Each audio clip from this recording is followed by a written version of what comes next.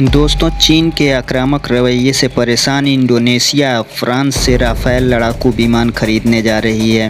France के रक्षा मंत्री Florence Parly ने एक इंटरव्यू में इस डील की पुष्टि करते हुए कहा कि 36 राफेल विमान बेचने को लेकर दक्षिण पूर्वी एशियाई देश इंडोनेशिया के साथ डील फाइनल हुई है। तो आइए दोस्तों, जानते हैं इसके बारे में क्या है इसकी हकीकत और फ्रांस से कैसे ख़रीद रहा है, आपको इसी वीडियो में हम बताएंगे। तो चलिए शुरू करते हैं दोस्तों। शुरू करें उससे पहले अगर आप हमारे चैनल पर नए हैं तो हमारे चैनल को सब्सक्राइब कर लीजिए और बेल का आइकन भी दबा दीजिए, ताकि हम ऐसी ही नई वीडियो और नया अपडेट डिफेंस के बारे में लाते रहते हैं, ताकि आपको नई जानकारी मिल सके। तो आइए शुरू करते हैं।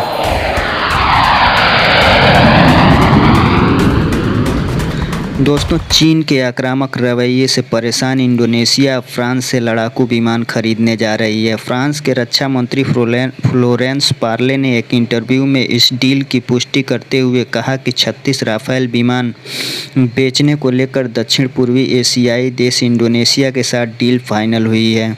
लंबे समय से दोनों देशों के बीच राफेल विमानों की बिक्री को लेकर बातचीत चल रही थी। अब साउथ चाइना सी में न केवल ड्रैगन के युद्धपोतों बल्कि उसके फाइटर जेट्स के लिए भी खतरा बढ़ जाएगा।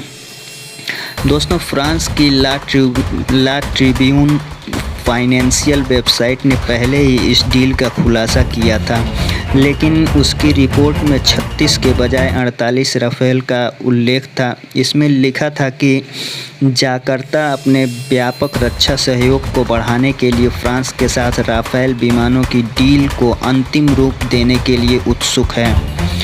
उस रिपोर्ट में दावा किया गया था कि इस साल के अंत तक राफेल विमानों की डील पर सहमति बनने की संभावना जताई गई थी। दोस्तों, फ्रांस और इंडोनेशिया के बीच रक्षा संबंधों की हाल में ही शुरुआत हुई है।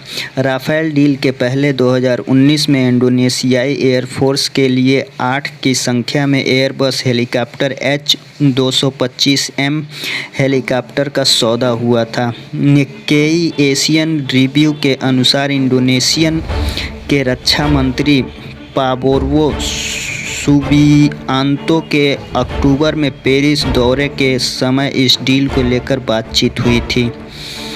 चीन और इंडोनेशिया के बीच दक्षिणी चीन सागर में नातूना द्वीप को लेकर विवाद है। सितंबर में ही इंडोनेशिया ने अपने जलीय सीमा में पहुंचे चीन के एक युद्धपोत को खदेड़ दिया था। इसके बाद से चीन ने इंडोनेशिया के चारों ओर से घेराबंदी बढ़ा दी थी। साउथ चाइना सी में चीन से बढ़ते खतरे को देखते हुए इंडोनेशिया लगातार अपनी सेना को मजबूत कर रहा है। इंडोनेशिया ने चीन के जहाज को नातूना द्वीप के पास से खदेड़ा था। यह क्षेत्र इंडोनेशिया के एक्सक्लूसिव इकोनॉमी जोन में आता है।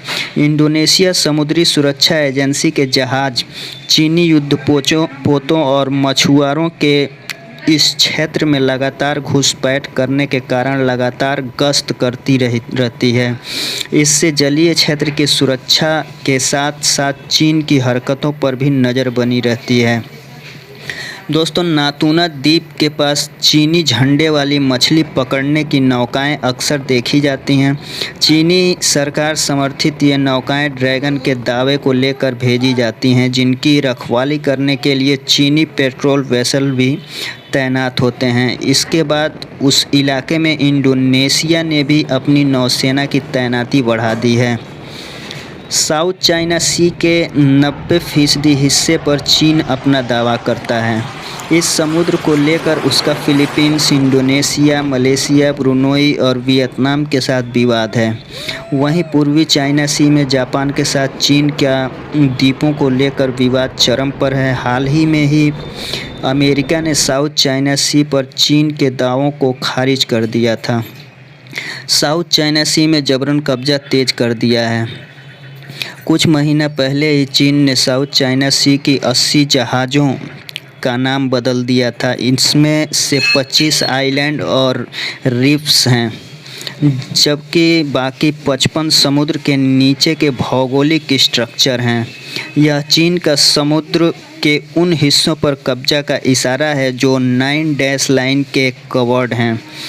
यह लाइन इंटरनेशनल लॉ के मुताबिक गैर कानूनी मानी जाती हैं। चीन के इस कदम से न सिर्फ उसके छोटे पड़ोसी देशों को बल्कि भारत और अमेरिका की भी टेंशन बढ़ गई है।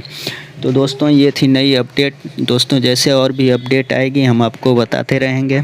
अगर आप हमारे चैनल पर नए हैं तो हमारे चैनल को सब्सक्राइब कर लीजिए और वीडियो अच्छी लगे तो एक लाइक ज़रूर कर दीजिए।